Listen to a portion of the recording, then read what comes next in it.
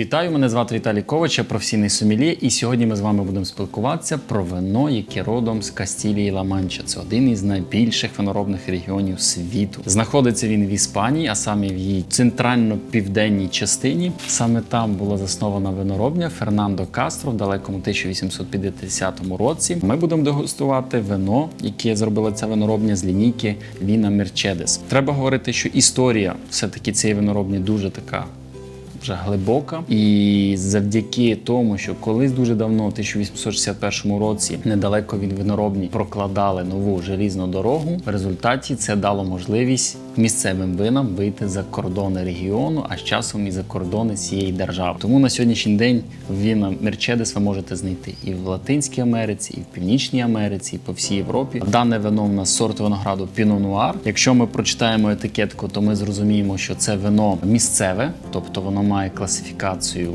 якщо говорити по сходинкам певним, тобто столова, далі місцеве, далі йде контрольоване за походженням. Воно займає середню сходинку. В чому особливість такого вина, наприклад, якщо я купляю його для себе, в тому, що згідно класифікації тих земель, де воно виробляється, воно не коштує дорого, але якість самого виробника, величезна кількість сонячного проміння, яке воно отримує на протязі року, дає йому можливість бути на рівні з винами класифікованими.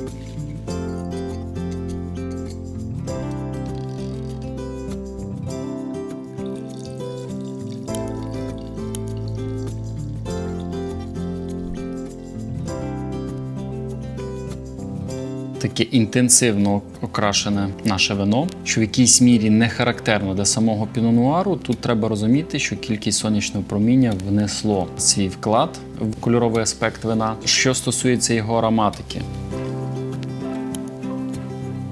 прям таке відчуття, що передо мною просто одна вишня.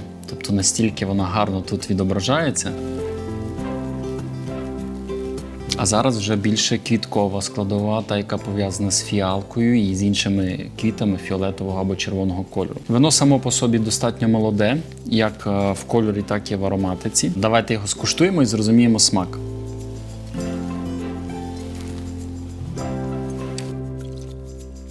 Якщо говорити відверто, то сорт винограду Піно Нуар – це той сорт, який починає щось говорити про себе на 8-му, 9-му, 10-му році свого життя. Тобто вина мають довго витримуватися. Це я говорю про бургундський стиль вина, сорт винограду Піно Нуар. Якщо ми говоримо про конкретно цей взірець, то він мені подобається тим, що він на сьогоднішній день вже фруктовий. От та вишня, про яку я говорив в ароматиці, вона відображається в тому числі і в смаку. І я б дане вино з задоволенням споживав з якимось таким м'ясним витвіром, наприклад, не знаю, якоїсь овечки чи навіть чогось іншого, але запеченого на грилі, тому що таніни, вони є середньої такої терпкості, але достатньо м'які. І ця фруктовість, м'якість вина, вона дозволяє краще гарно поєднати його з м'ясними гарячими стравами. Хоча, мені здається, тут так само гарно підійде овечий сир іспанського походження, який вони всі дуже люблять. Середньої витримки, максимум до 12 місяців, тому що все-таки вино у нас молоде, і воно не володіє тією складною ароматикою або складними вкусовими аспектами. Здивував насправді